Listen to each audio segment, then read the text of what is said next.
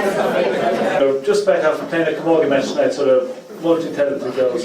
They're going to play the Humours of Castlefin and Paddy Kelly, so let's give it girls.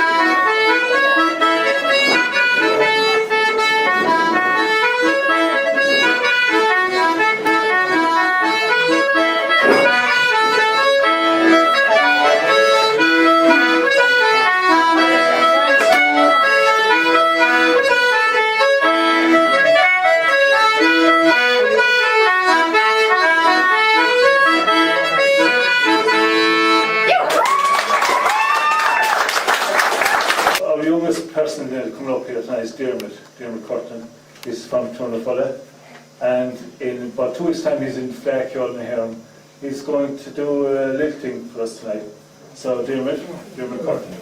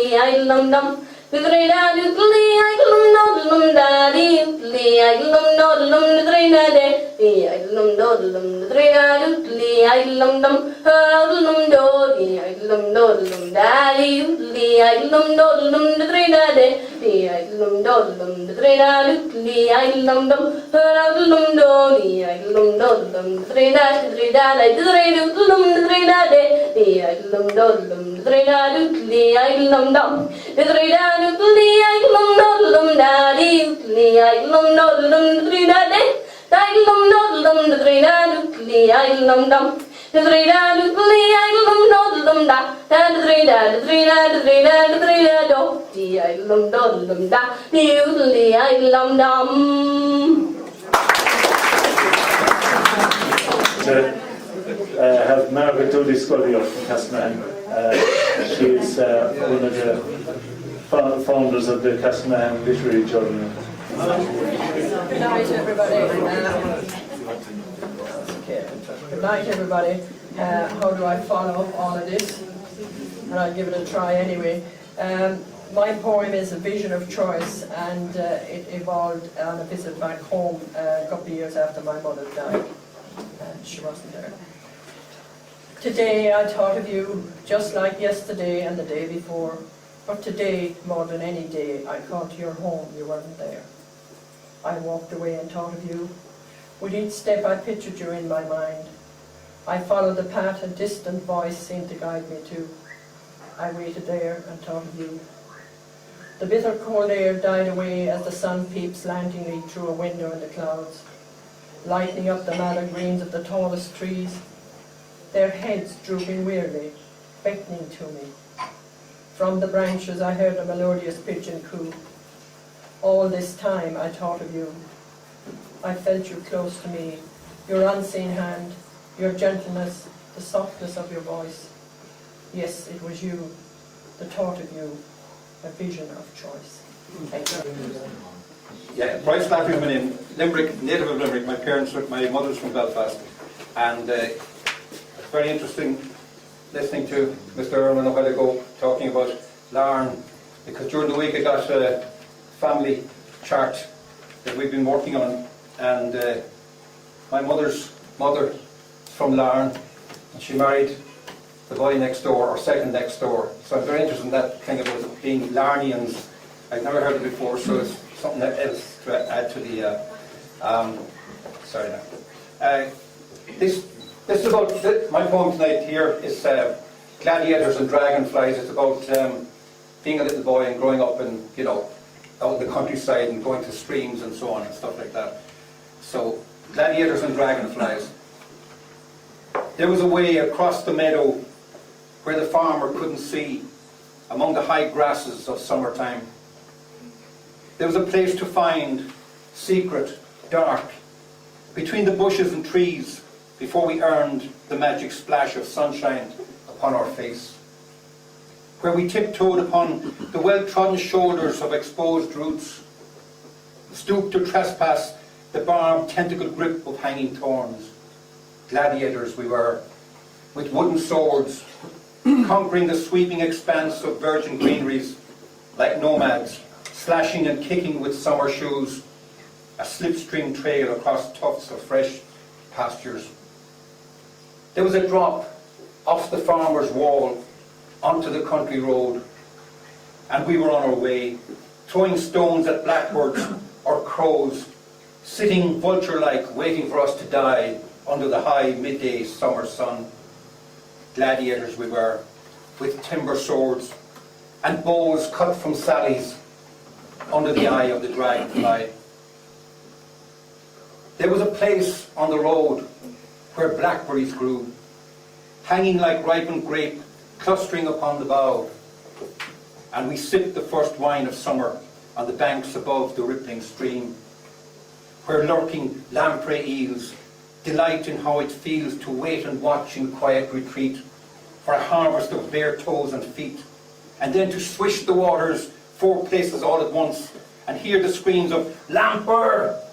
then settle back to watch the scamper as white legs cut new paths in haste through rushes, rocks and picnic waste. With laughing fear we leaped the bank, but stood above, swords drawn, yet to be frank, still counted feet and toes, and quietly Jesus thank. For sure, it's our best summer yet. For sure, that 12-foot lamprey eel we'll not forget. While down below in much less number, the lamprey settled back to slumber, knowing it was fun for you, because for him 'twas summer too. There's a house on the bend of the road back, with a blue gate and a dog, with a fuck-off home bark, who chases us inside the safety of his fence, afraid to come out, knowing we are gladiators with swords and bows cut from sallies, right from under the eye of the dragonfly. Called Fool's Gold. A spear of sun stuck in the hills to my right, across the way. It held its light on that spot, ablaze among the grey. I watched its gold deposit there among the craggy rock, and marked the spot, but searched in vain, its secret to unlock. Through winter nights it haunts me still, the memory never blurs, and mocks me from that craggy rock, that crop of golden furs. This final one is called The Eternal Embrace. It's written, my mother died just a short couple of years back, and buried, of course, with my father, so this is called Eternal Embrace. I will go to the graveyard again today, on all the other days, knowing as I do about death and dying. And yet it matters not, for they are together again, continuing that eternal embrace, first begun before they gave birth to me. Thank you. Anyway, our next poet He's from Mayo, Achill Island, but he married a girl in Kerry, and it's Mike Gallagher. Mike, if you look over there at the wall, there's a little poster put up with 3 figures in red. And Mike is behind that. It's called The First Cut. It's the way that publishing is going. It's an e-zine magazine. Mike has put that together, and it's the 2nd edition is only out in the last couple of days.